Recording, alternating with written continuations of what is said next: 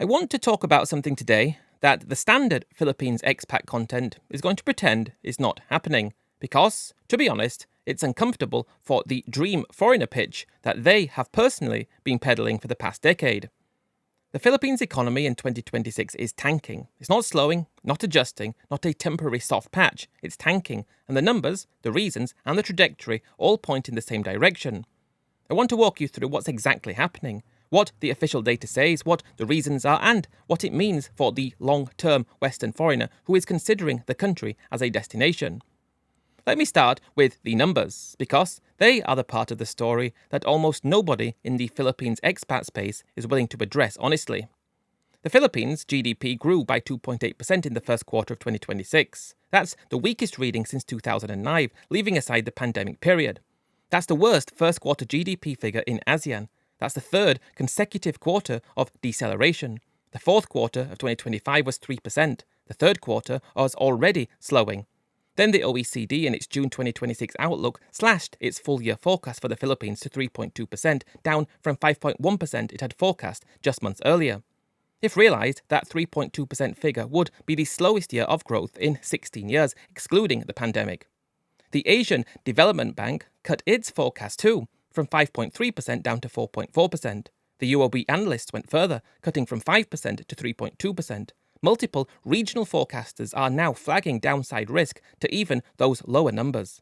So this is not a feeling, this is an official forecast revisions from every major international institution that tracks the Philippines economy, all moving in the same direction at the same time.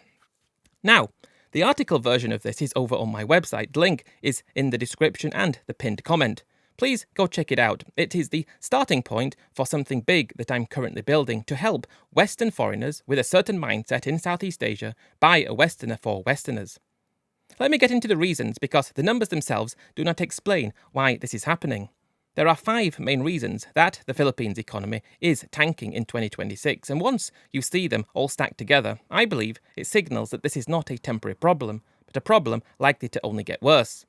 The first reason is the flood control corruption scandal that broke in July 2025 and has progressively engulfed the Marcos government over the second half of last year. Marcos, in his July 2025 State of the Nation address, ordered an audit of flood control projects across his administration. He encountered 9,855 projects worth billions of pesos completed between July and May of that year. The audit found 421 ghost projects. Not slow, not delayed, ghost. They were paid for and they don't exist. The Independent Commission for Infrastructure that Marcos created in September 2025 found that 15 contractors had cornered over 100 billion pesos in flood control work. 2 contractors alone, Disqueas and the Cost, took roughly 31 billion and 16 billion pesos respectively. The Disqueas owned 28 luxury cars including Rolls-Royces, Cadillacs, a Maybach and Range Rovers. The DPWH engineers from the Bulacan 1st District were reportedly playing in casinos in Metro Manila, Cebu and Pampanga, cashing in billions in what looks like a money laundering scheme. The scandal has now reached the presidential palace. Executive Secretary Lucas Basemrin resigned in November 2025. Budget Secretary Amnia Pangadaman resigned the same day. Marcos has pledged that 37 senators, members of Congress, and construction executives will be in jail by Christmas. His own sister, Senator Amy Marcos, has called out stalled flagship projects. Politician Zalde Co has alleged that Marcos himself directed him to add $1.7 billion to the budget for dubious public works. Mass protests have been ongoing since the September 21st trillion peso march. This is the part that hits the economy. Because the scandal broke, public investment has collapsed. Government infrastructure spending, which has been the main driver of Philippines' GDP growth for 3 consecutive years, has cratered. Public construction contracted sharply in late 2025, and the contraction has continued into 2026. So the OECD specifically identified the corruption scandal as one of the main drivers of the GDP forecast downgrade. The infrastructure spending model that the Philippines economy has built on has been broken by the corruption that was hiding inside it the whole time. The second reason is the oil shock. On February 28, 2026, strikes on Iran and the subsequent closure of the Strait of Hormuz triggered the sharpest oil price shock since 2022, with Brent crude surging past $107 a barrel by late March.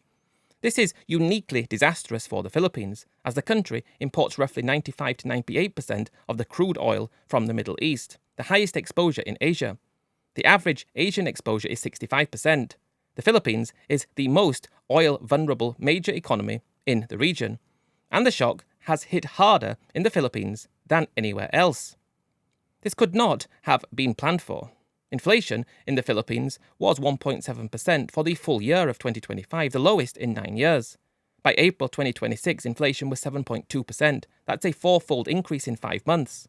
The Bangko Sentral Philippines has been cutting rates through 2025 to support growth. In April 2026, it had to reverse course and raise rates by 25 basis points to 4.5%, with the OECD now forecasting it will have to push to 5.75% before easing. The classic monetary policy trap.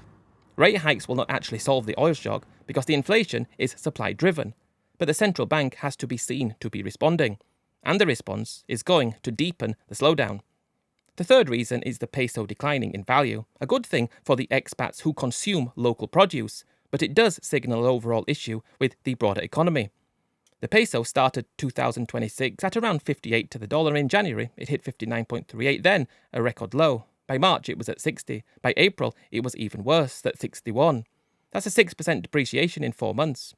On top of the peso that was already weak by historical standards.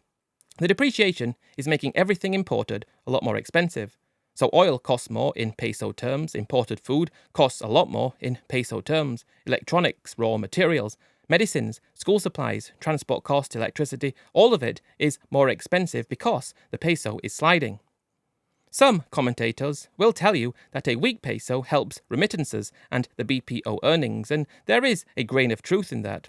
But the bigger picture is that the Philippines is heavily import dependent, and the peso depreciation is feeding straight into the inflation that is already running at 7.2%. Some forecasters are saying that the peso may go to 62 or higher before the end of the year. That's a structural side, not a fluctuation, and it reflects the market's verdict on the Philippines' economic story. The fourth reason is the remittance vulnerability. The Philippines' economy has been built for 2 generations on OFW remittances. In 2025, they hit a record $35 billion, equivalent to 7.3% of GDP. Of that total, the Middle East accounted for over 17%, or $6.5 billion. 2.4 million Filipino migrants live in the Middle East. Roughly 40% of all OFWs are in the region. So the same Middle East conflict that has triggered the oil shock is now threatening the remittance flow that the Philippines' economy depends on. Capital Economics has flagged that even a moderate disruption to remittances would widen the current account deficit further, put additional pressure on the peso, and force the central bank to hold rates tighter than it would otherwise want to do. This is a part of the Philippines' economic model that has been quietly broken for a long time. But the current shock is exposing it in real time. The country has effectively built its growth on the export of its own people. Remittances have functioned as the shock absorber that masks all the unresolved structural problems. Now the shock absorber itself is being shocked, and there is no second-tier mechanism behind it that can take the strain. The fifth reason is the one holding all 4 of the others together and sits on top of them. The Philippines has not built a productive export economy that can absorb the shocks. The service sector dominates GDP, but the service sector is concentrated in low-productivity domestic services and the IT BPM industry, which is now facing disruption from artificial intelligence. Manufacturing is a smaller share of GDP than in any other major ASEAN economy. The country imports food, it imports oil, it imports electronics, it imports medicines, it imports labour, it exports labour and BPO services. So when the import bill spikes and the labour export model is under pressure, there is no productive base underneath the economy that can carry the shock. The OECD has been remarkably blunt about this. Their economic survey of the Philippines, published in February 2026, said that achieving sustained growth requires what they call a decisive shift towards structural reforms. They specifically flagged competition policy, trade and investment openness, governance and formal job creation. Also, the climate adaptation. Honestly, these are not minor tweaks. They are a fundamental restructuring of the Philippine economy, and none of them are on the Marcos government's current near-term agenda.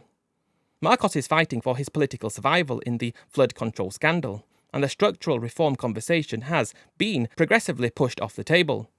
So those are the 5 reasons the corruption scandal collapsed the public investment driver. The oil shock that has hit the Philippines harder than anywhere else in Asia. The peso has slid to a record low and is still falling. The remittance flow is being squeezed by the same conflict that triggered the oil shock. And the underlying economy does not have a productive base that can carry the load when the consumption and remittance models are under some kind of stress. Let me put the cumulative impact in terms that the dream foreigner expat can understand, because the macro numbers eventually land on the daily reality of the long-term Western resident. Unemployment in the Philippines was 4.4% in December 2025. By March 2026, it was 5%. The government deficit is projected to widen from 5.6% of GDP to 6.1% by the end of 2026. The debt-to-GDP ratio is sitting at around 63.9% and rising, and the current account deficit is around 3% of GDP and widening too. Diesel prices are projected to hit 150 pesos a litre. The over 60 international insurance premiums I covered in the dream getting too expensive piece are about to get worse, because the peso depreciation feeds directly into the dollar-denominated premium structure that the foreign retiree is paying. The condo prices in BGC and Makati that I covered in the last video, the property scam piece, are facing a peso environment that makes the dollar-denominated asking prices look even more detached from the local economy than they already were. So the foreigner who is planning his move in 2026, or who is already there and trying to make the budget work, is facing a country whose macroeconomic foundation is visibly cracking in real time. The peso is sliding. Inflation has gone from 1.7% to 7.2% in 5 months. Public investment has collapsed because the corruption scandal has hollowed out the model. The central bank is reversing course on monetary easing because of the oil shock. The remittance buffer that has historically absorbed shocks is itself being shocked. And the underlying economy does not have a productive base that can carry it through. The expat content you see online is going to keep posting the BGC sunsets and the Boracay weekends and the smiling Filipina partner videos. But the country those videos are shot in is, in 2026, an economy that is tanking on every other major measure that matters. The long-term Western foreigner who is considering the Philippines needs to look at the actual data before he commits, because the country he is being sold is not the country the macro numbers describe. I'm not saying don't go, I'm saying go with your eyes open. Build a budget around 7% inflation, not 1.7%. Build the peso assumption around 62 or 63, not 56. Build the healthcare insurance around the post-depreciation dollar numbers, not the pre-shock ones. Build the property assumption around an economy whose growth rate has been cut in half by every single major forecaster in the space of 6 months. If the budget still works on those numbers, then the Philippines could be still worth it for you. But if the budget doesn't work anymore on those numbers, you may find yourself moving to the Philippines and not being able to live exactly like you wanted. For those that say the Philippines being more expensive than it used to be is not necessarily a problem, I would have to push back. The very reason of going to the Philippines was because it was a cheap alternative to other places. Yet, the long-term Westerner is not seeing that benefit anymore, and the things on the ground in the Philippines going on at the moment tend to point towards the fact that things are only going to continue getting worse, and the price structure is not going to keep at pace to what it used to be. I believe the Philippines doesn't offer the same kind of value as it used to do, and the things going on now, which in a way should make things cheaper, are going to make things more expensive, and that's just my take on this. Anyway, thanks for tuning in to today's Philippines Deep Dive, guys. I do appreciate it. Don't forget to go and check out the website, and I'll catch you in the next one. Cheers, guys, and bye for now.